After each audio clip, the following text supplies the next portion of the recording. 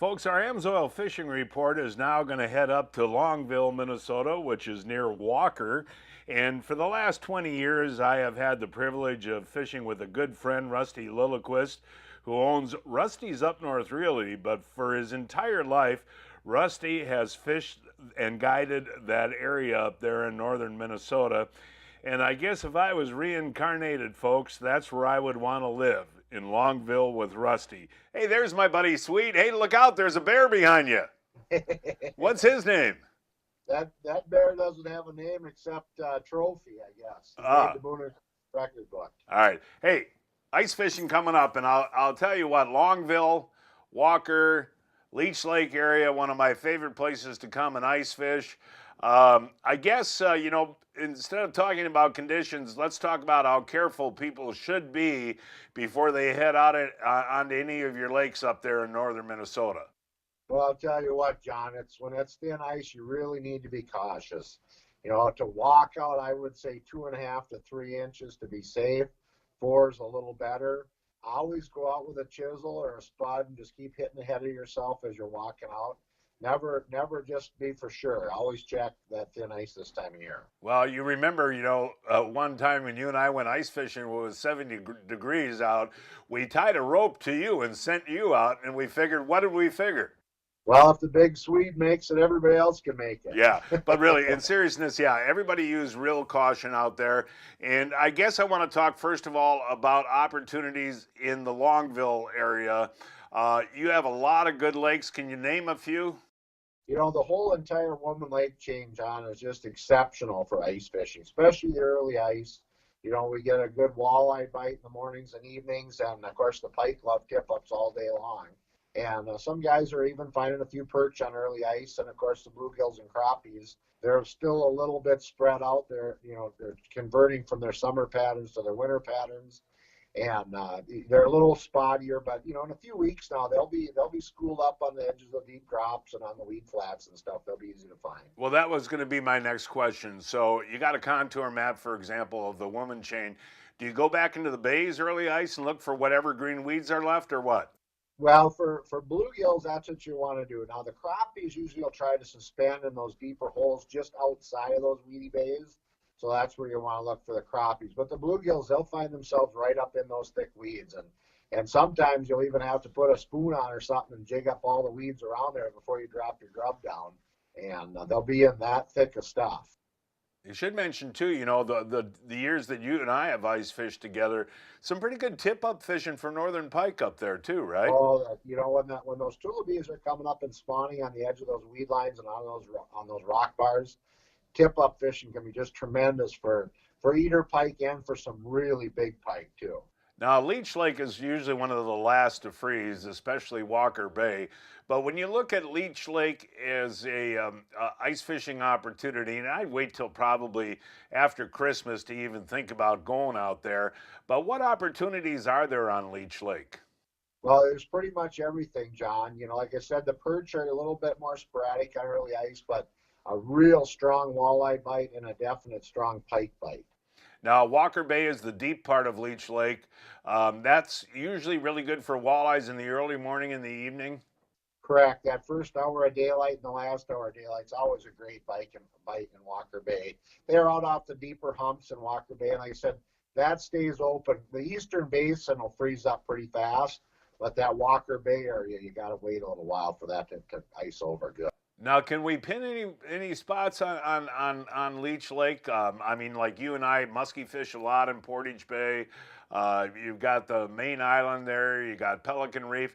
Are those summer spots any good for winter spots? Sure they are, but the thing about those reefs and some of those points we fish, those rocky points, the walleyes don't sit there all day. Okay. They move up right at dark, and then they come back in the morning. But they don't seem to be there at night. You go out there, an hour after dark, and you don't find a fish. So it's kind of a weird bite, but tremendous fishing, but you just got to be there when they're on. Okay, let's switch gears a little bit. I know you keep really close eye on Winnebagosh up there. And, when it freezes in the next week or two or next 3 weeks, what a destination for ice fishing, huh? Oh, Winnie's just incredible. It's an ice fishing mecca, truly. And it's not as big as Leech Lake, but the resorts and stuff like Becker's Resort, they all plow roads out, so you can get around on the lake, and you don't need snowmobiles, you don't need ATVs. You can get out there, by Christmas with your pickups and go onto these roads. They charge you a little bit to drive on their plowed roads, but it's well worth it because you can traverse the lake, and get to where those fish are. Tremendous walleye population in Winnie right now, and those big jumbo perch are coming again. They're really on the rebound, and I'm excited to get up there and hit those this winter. Can you give us an idea on the limits on the perch and the walleyes on Winnie? The limits is 20 on the perch, and I believe Winnie has a 4-fish limit, but they have a slot. They just changed that, John. I don't remember the exact size. I think they have to be under 18 or over 26, if I remember correctly. But please check your regulations. Yeah. On that, last time I fished Winnie was with you in 1999. And that was towards the end of the heyday there, but when the perch population was incredible. But it's come back pretty good. It's really come back. We've reduced some limits, and in all honesty, the fishing wasn't that good, so the pressure dropped way off. Okay. So those fish are coming back, not as fast as we'd hoped they would, but we really see a good future there. Okay, before I let you go, I got to ask about Red Lake over there, northwest of you. That's also an awesome walleye destination. One of the best early ice bites in Minnesota, in all honesty, John. Red Lake is just incredible. It is a shallow basin, and there's guys that are starting to walk out up there already. I think it's a little soon for that, but they are starting to walk out, and they are catching fish. What's that like on a good day on Red? Well, you just about can't get your jig back to the bottom. I mean, it's just bang, bang, bang, bang, and and they're nice fish. I mean, you'll get some small ones too, but you'll get fish in that 18, 19-inch range, just beautiful fish, and you'll get a trophy once in a while. Well, but, go ahead. I'm sorry. A good time, and there's some freshwater drum in there, and I ate one of those for the first time in my life last spring, and by golly, they're good to eat. I was just really shocked. Well, if you get on any eel pout, you got to let me know that too. Yeah, those eel pout, we get those late winter, and those are extremely good to eat. They are, and you and I love them. Love them. Just love them, and boil them and dip them in butter. Hey, before we go, how did the Lillyquist family do on the Minnesota deer hunt this year? It was an extremely exciting year, John. My daughter, Tia, she got her buck opening morning at 8:05. And then we hunted pretty hard, and I was passing up some nice bucks. And then my son's fiance, Sammy, she decided she wanted a deer hunt this year. And by golly, she got her first deer. It was a beautiful doe.